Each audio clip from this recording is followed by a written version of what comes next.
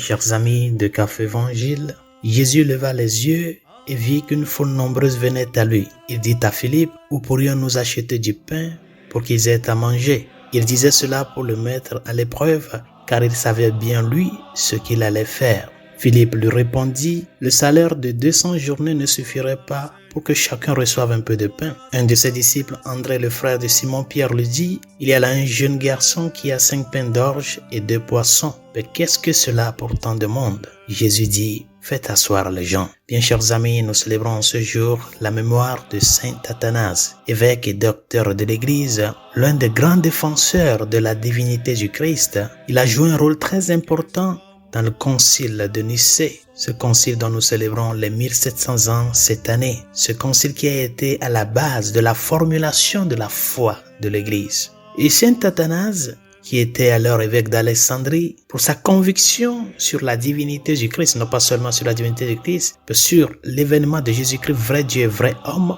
cette conviction qu'il a l'a coûté vraiment la vie d'être exilé plusieurs fois de son siège épiscopal. Sous les empereurs Constantin, sous Constance, il a été exilé 2 fois, et aussi sous les empereurs Julien, connu comme Julien l'Apostat, et Valère. Tant de souffrances pour défendre que Jésus-Christ est Dieu. Ce n'est pas seulement l'homme qui marchait dans les rues de Nazareth, de Galilée, il est vrai Dieu.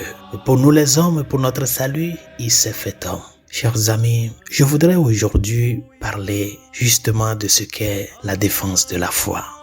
Je crois que c'est un thème très important aujourd'hui à prendre au sérieux et à prendre avec conscience. Parce que il y a cette impression de nos jours comme si nous les chrétiens d'aujourd'hui, nous considérons la pratique de la foi juste comme une activité de consommation. Comme si nous sommes juste des chrétiens de consommation. Tout est déjà fait. Nous sommes là juste pour consommer.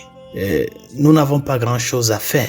Et ce n'est pas vrai. Ce n'est pas vrai. Tenant en compte que la logique divine, la logique de Dieu dans l'œuvre du salut, c'est que l'homme collabore avec lui. Ça, c'est un principe fondamental du mystère du salut. Bien sûr que c'est nous qu'il est venu sauver, mais il n'a pas voulu nous sauver sans nous. Être chrétien n'est pas seulement être un consommateur des biens du salut, mais aussi être conscient de que ce que nous recevons doit nous amener à en prendre soin, à défendre la foi, à nous sentir co-participants dans l'œuvre du salut. Et chacun doit impliquer sa personne dans le vécu quotidien de la foi. Et c'est pour cela d'ailleurs que Jésus, la nuit du jeudi saint, après avoir institué l'Eucharistie, qu'est-ce qu'il a dit aux apôtres? Faites ceci en mémoire de moi. Si ce n'était pas la logique de la collaboration avec Dieu, comment est-ce que l'œuvre du salut peut continuer à s'actualiser jusqu'à ce que nous autres, nous ayons accès au jour le jour? Et la même chose avec le lavement des pieds.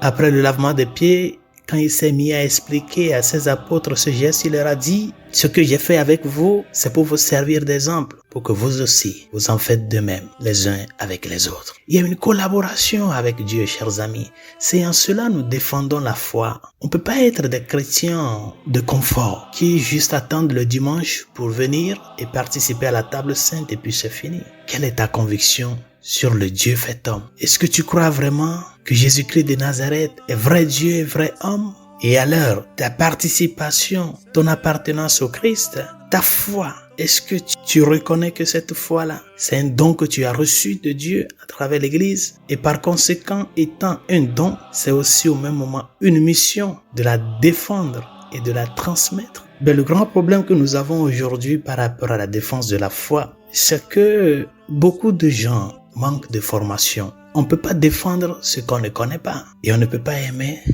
ce qu'on ne connaît pas. Et c'est la connaissance qui va nous amener à grandir dans l'amour pour le Christ. Et c'est cette connaissance qui nous amène à grandir dans l'amour qui va nous faire engager à défendre ce que nous connaissons. Mais la connaissance du Christ, chers amis, ce n'est pas seulement une question livresque. Ce n'est pas juste un truc de lire sur le Christ. C'est une question d'intimité.